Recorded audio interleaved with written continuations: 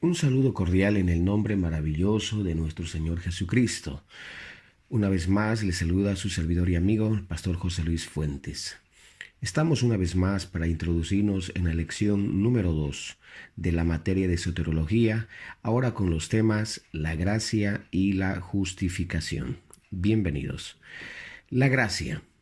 La palabra gracia proviene del griego charis, que significa mérito, merced, agradecimiento. Aparece 164 veces en el Nuevo Testamento. La gracia se puede definir como un favor inmerecido de parte de Dios hacia el pecador. La gracia es la provisión abundante de amor de Dios para aquellos que confían en Él. Esta provisión infinita de amor incluye la regeneración o el don de la vida eterna, la cual es mucho más que una simple restauración a la vida que se había perdido. La gracia es la bondad de Dios de nuestro Salvador. Tito capítulo 3 versos 4 dice de la siguiente manera: pero cuando se manifestó la bondad de Dios nuestro Salvador y su amor para con los hombres, nos salvó no por obras de justicia que nosotros hubiéramos hecho, sino por su misericordia, por el lavamiento de la regeneración y por la renovación en el Espíritu Santo. La gracia es el atributo de Dios. Cuando hablamos de gracia estamos hablando de Dios mismo, y la expresión más grande se halla en su manifestación en carne, el ministerio, el sacrificio propiciatorio del Señor Jesucristo. Primera de Pedro 5:10 dice de la siguiente manera: mas el Dios de toda gracia, que nos llamó a su gloria eterna en Jesucristo. La gracia es el favor inmerecido, por lo cual Dios rescata al hombre habilitándolo para una nueva vida, pasando por alto en su paciencia los pecados. El cristiano debe guardarse en la gracia y el amor de Dios si desea conservar la salvación. Si bien es cierto que la salvación es un regalo inmerecido para el hombre y que el hombre no hizo ningún mérito para obtenerlo, pero también es cierto que el hombre fue creado con libre albedrío, con la capacidad de aceptar o rechazar el regalo de Dios. Origen de la gracia. El origen de la gracia está en Dios. Él es Dios de toda gracia. Él es el dador de la gracia. El trono de Dios es ahora el trono de gracia. El Espíritu Santo es el Espíritu de gracia. ¿Por quién vino pero la gracia? La gracia vino por medio de Jesucristo. El Señor Jesucristo es el dador de la gracia. La riqueza de la gracia es su manifestación en la bondad de Dios por medio de Jesucristo. La gloria de la gracia se manifiesta en que somos aceptados en Cristo. Es decir, la gracia se recibe en Cristo. San Juan 1:17 dice de la siguiente manera: pues la ley por medio de Moisés fue dada, pero la gracia y la verdad vinieron por medio de Jesucristo. Efesios 2:7 declara: para mostrar en los siglos venideros las abundantes riquezas de su gracia en su bondad para con nosotros en Cristo Jesús. Si analizamos estos textos, nos damos cuenta que Cristo es el regalo para la humanidad, es decir, que en Cristo hay gracia. Fuera de Cristo no hay gracia. Los testigos de su gracia. Aunque la gracia y la verdad vinieron por medio de Jesucristo, fue al hombre a quien se le confirmó el testimonio de la gracia. Por tanto, el testigo de su gracia debe centralizar su mensaje en Cristo. Su testimonio tiene que referirse a lo que Él es y lo que Él ha hecho. Saber que el hombre no es luz, pero estando bajo la gracia es luz del mundo, del Verbo que se hizo carne. El testimonio que Juan dio debería tomarse como una norma para todos aquellos que desean testificar de su gracia, porque de su plenitud tomamos todos y gracia sobre gracia, dice Juan 1:16. Jesucristo no solo estaba lleno de gracia y de verdad, sino que de su misma plenitud todos tomamos, y no solo gracia, sino gracia sobre gracia. El hombre es solo un instrumento al dar este mensaje de gracia. Juan se dio cuenta que él era solo un instrumento usado por otro. Esa es la verdadera condición de que da testimonio la gracia. A medida que el hombre llega a convertirse en nada, en esa misma medida Cristo y la gracia que por él vino se engrandece. Por lo tanto, el mensaje del testigo, el mensaje primero y fundamental del testigo de la gracia, no es el de condenar los pecados, sino proclamar que el Cordero de Dios ha quitado el pecado del mundo. Él solo quita el pecado de todos, sin que el hombre contribuya nada para ello. Dispensación de la gracia. Es bueno aclarar que Dios es un Dios de gracia, es decir, que en todos los tiempos siempre hubo gracia. Cuando hablamos de dispensación de la gracia, nos referimos a la gracia para su iglesia y no así con Israel, que siempre tuvo la gracia o el favor de Dios. ¿Dónde comienza y dónde termina la gracia para la iglesia? En su carácter de dispensación, la gracia comienza con la muerte y resurrección de Cristo y termina con el arrebatamiento de la iglesia o recogimiento. Particularmente dijera yo que es el traslado de la iglesia. Romanos capítulo 3, 24 dice de la siguiente manera: siendo justificados gratuitamente por su gracia mediante la redención que es en Cristo Jesús. Y dice la palabra del Señor en 2 de Tesalonicenses 2:10, y con todo engaño de iniquidad para los que se pierden, por cuanto no recibieron la verdad para ser salvos. Es decir, que la dispensación, este tiempo de la gracia comienza con Cristo, con su muerte en la cruz del Calvario, y cuando Él da la gran comisión de ir y predicar el Evangelio a toda criatura. El estudiante de la Biblia debe de saber que esto se inicia en el día de Pentecostés con el mensaje de la predicación de la palabra de Dios a través del apóstol Pedro. Y así el Evangelio fue creciendo y llegando a todas las áreas. Este mensaje culmina con el arrebatamiento, con el recogimiento de la iglesia, es decir, la gracia para la iglesia. Es bueno aclarar que Dios es Dios de gracia. Siempre hubo gracia, en la ley hubo gracia, que estaremos tocando más adelante. En la tribulación habrá gracia, en el milenio habrá gracia, pero no así para la iglesia, para ese pueblo selecto que ha escogido en este tiempo. Bendito sea el nombre de Jesús. Elementos constituyentes de esta dispensación. La prueba. Que el hombre se somete en la actualidad ya no más en la obediencia de la ley mosaica con sus sacrificios, sino con el hecho de aceptar o rechazar a Cristo como su Salvador, siendo las buenas obras el fruto de la salvación. San Juan 3:36. El que cree en el Hijo tiene vida eterna, pero el que rehúsa creer en el Hijo no verá la vida, sino que la ira de Dios está sobre él. Lamentablemente el pueblo de Israel, en la visitación de su Salvador, del Señor, se aplazó, se fracasó.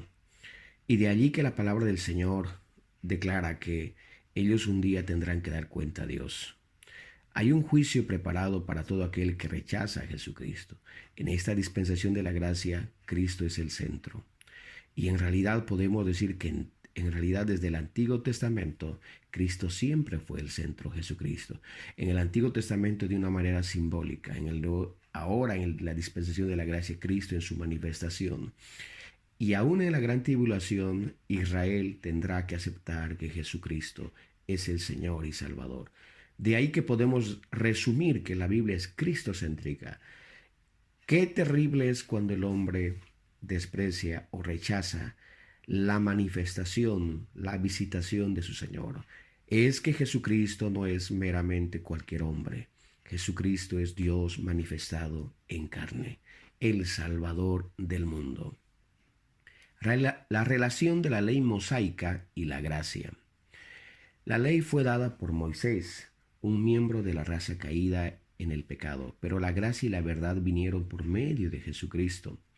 Por tanto, la gracia se expone constantemente en contraste con la ley. Bajo la ley de Dios, Dios demanda justicia de parte del hombre, mientras que bajo la gracia de Dios otorga como una dádiva de justicia al pecador.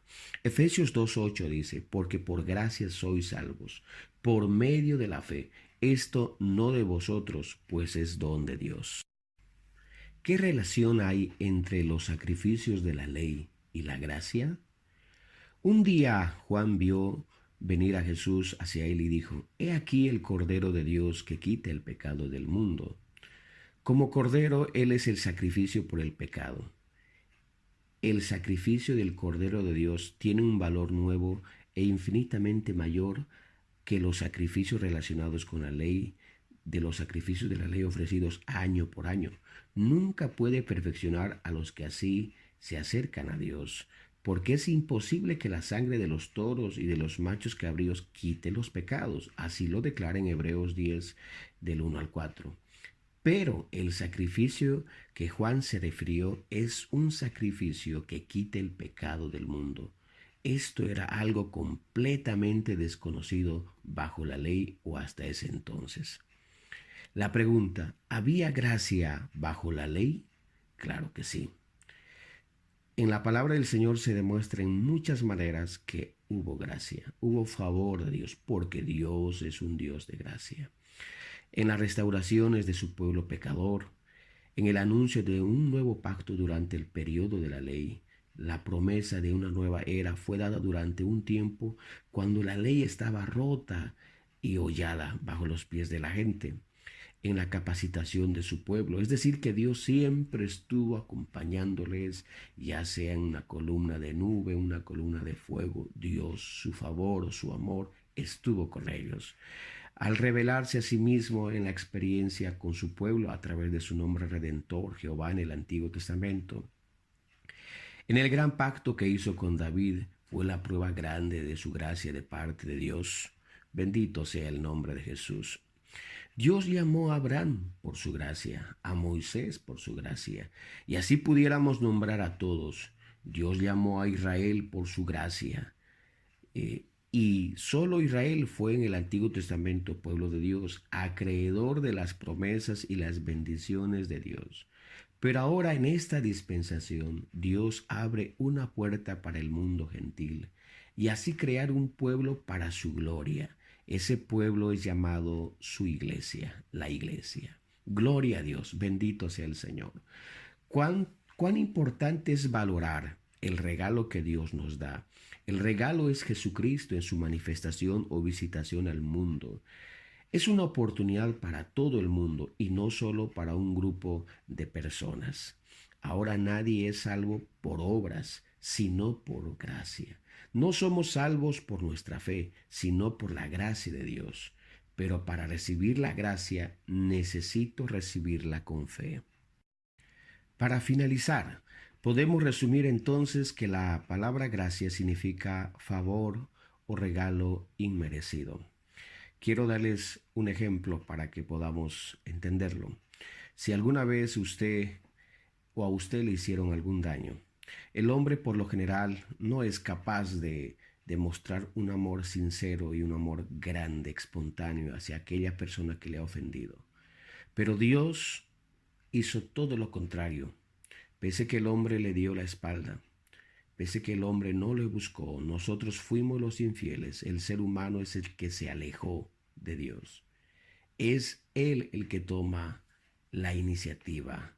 Por eso Dios es Dios de gracia.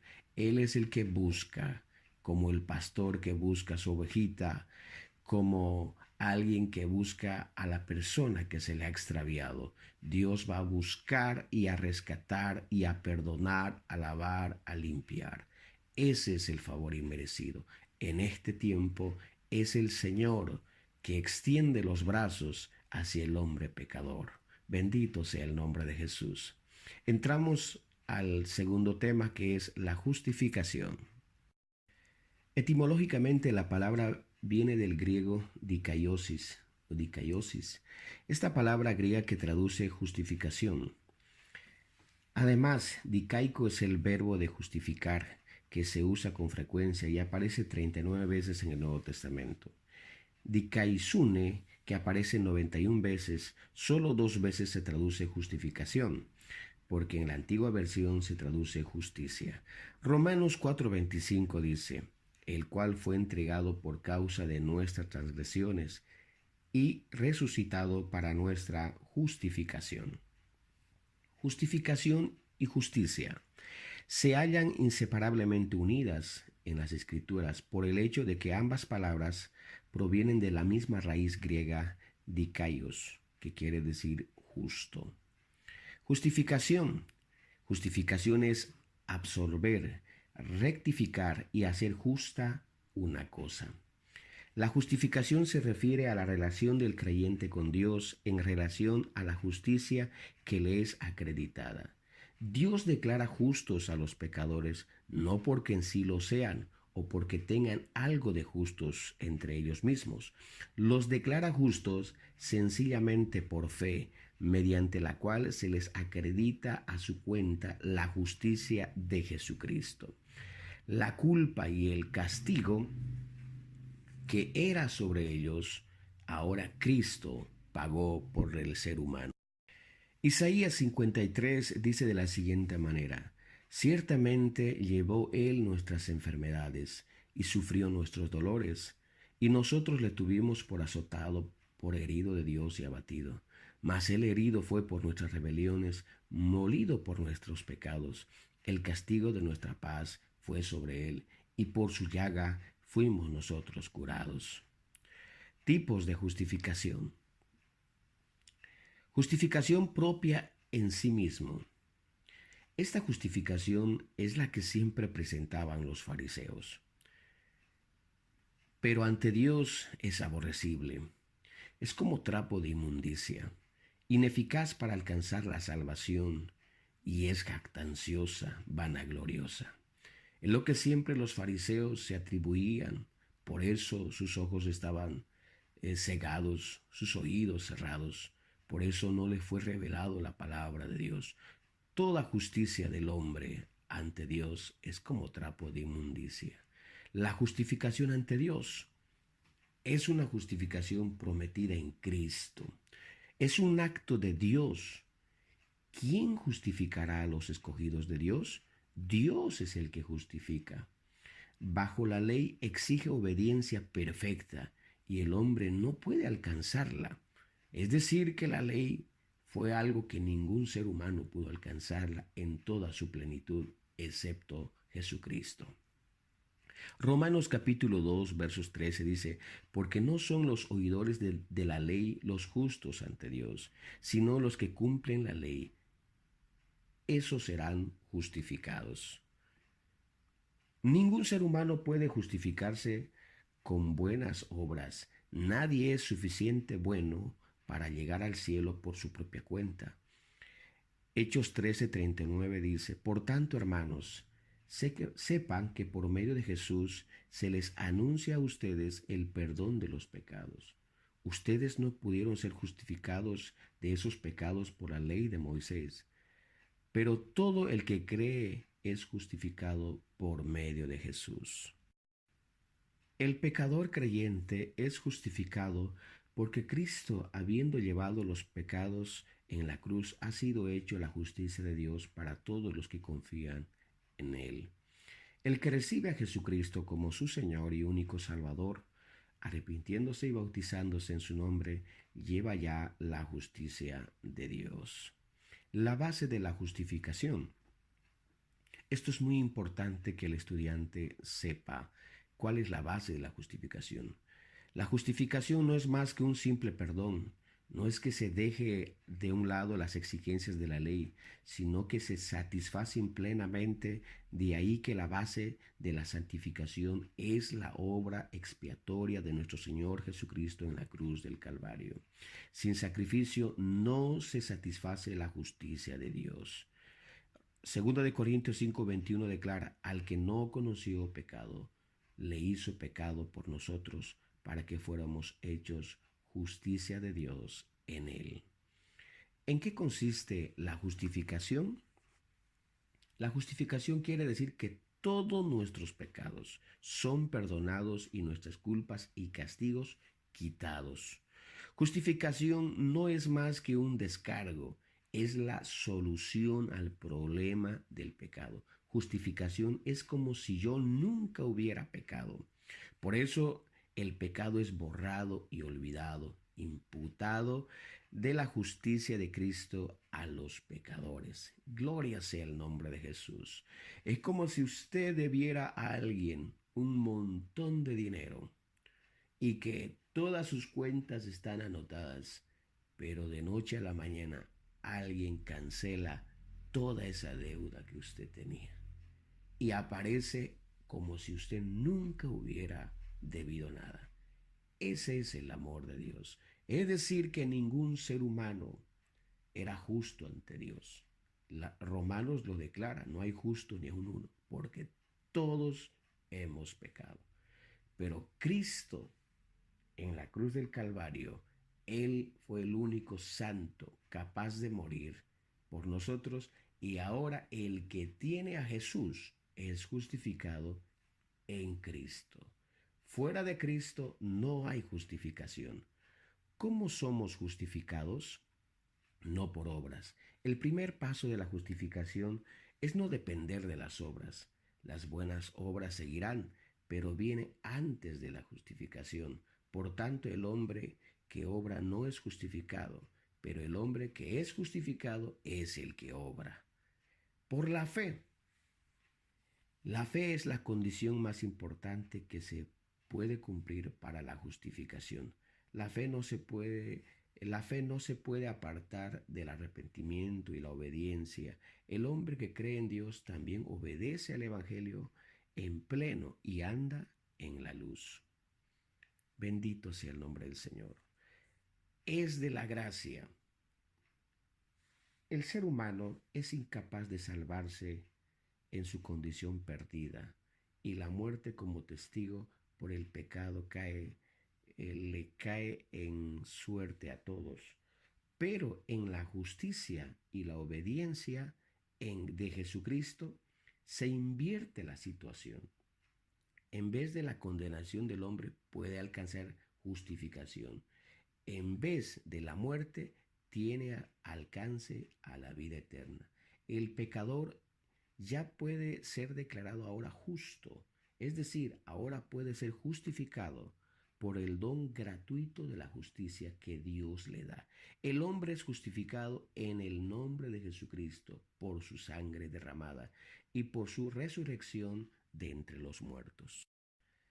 Evidencia de la justificación. Las obras deben seguir nuestra fe.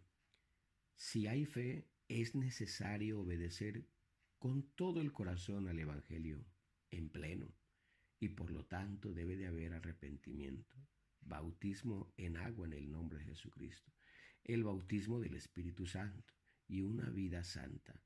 Es imposible que el hombre crea en Dios y se revele al bautismo en agua en el nombre de Jesucristo o a hablar en otras lenguas. Origen y medios para alcanzar la salvación.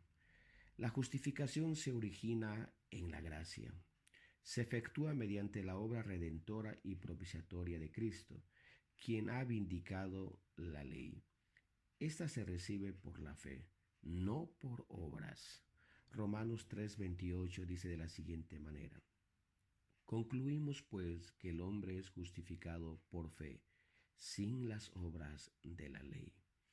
Así concluimos esta lección. Que nuestro Señor Jesucristo les bendiga.